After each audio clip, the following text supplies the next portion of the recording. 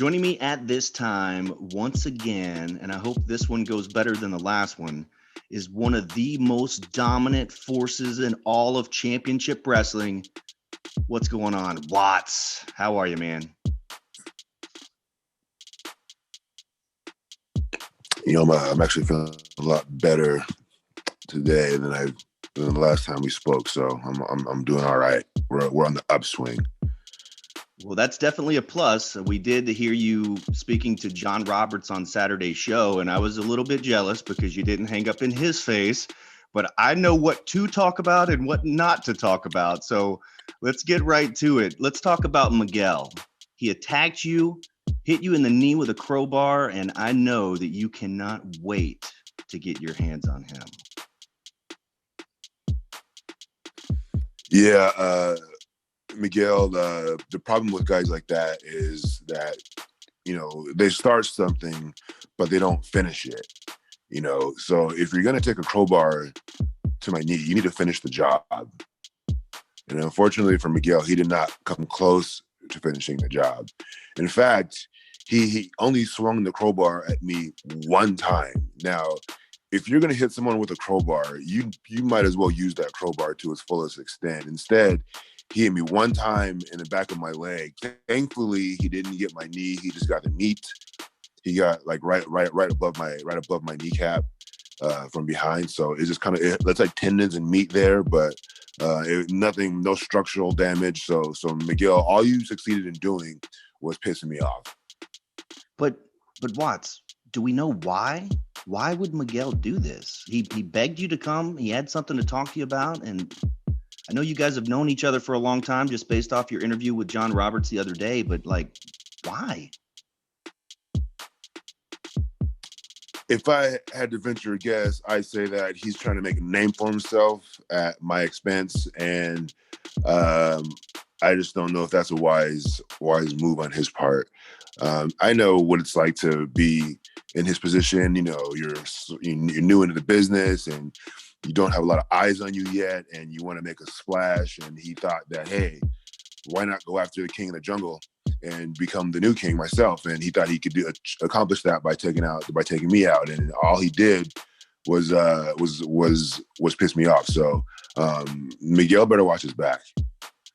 Yeah, and you never know where he's going to strike and when he's going to strike next or where he's going to strike, which leads me to my next topic is your path of destruction is headed to Memphis, Tennessee on Halloween Day at the Championship Wrestling Drive-In SPOOKtacular presented by Pro Shingle. His bell time is 3 p.m.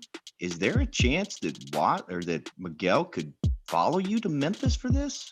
Surely not. So here's the thing about me. I've been wanting to come to Memphis for a real long time. I was supposed to come back in April or back earlier in the year, but COVID, made that not possible. Another thing too is Halloween is one of my favorite days of the year, and it really excites me and it really gets me going. And if Miguel thinks that attacking me in Memphis on Halloween is a good idea, then he needs to rethink his life choices. Because if he's going to come to Memphis and thinks he can stick his nose in my business, he'll have another thing coming and he'll know what it's like to be in a horror movie. Yeah, now I'm not so I don't know about Miguel's schedule or anything else, but I do know that you are scheduled to be in action in singles competition in Memphis, Tennessee. We don't know who your opponent is just yet, but we do know that there are some pretty big creatures running around Memphis, and one of them is including the masked man known as Humongous. And I know that you guys were set to do battle back before the pandemic happened. And so would you like to send a message to anybody in Memphis who just might be on the other side of the ring from you on Halloween Day? Absolutely. Anyone, first of all, anybody with a name of that goes by Humongous has to be a fairly large human being, and I myself am a fairly large human being. So I really hope that ring is reinforced. I know that it is a drive-in situation, and the people will be in their cars and You know, you would assume that they're going to be safe in there, but you know, when you got a guy like me and a guy like him doing battle, you know, hopefully they're wearing their seatbelts. I think that's a perfect way to end this conversation. Watts, I appreciate you for coming back on the Championship Wrestling Podcast presented by BFree CBD, and we look forward to seeing you live in Memphis, Tennessee on Halloween Day. Absolutely, man. I'm looking forward to it.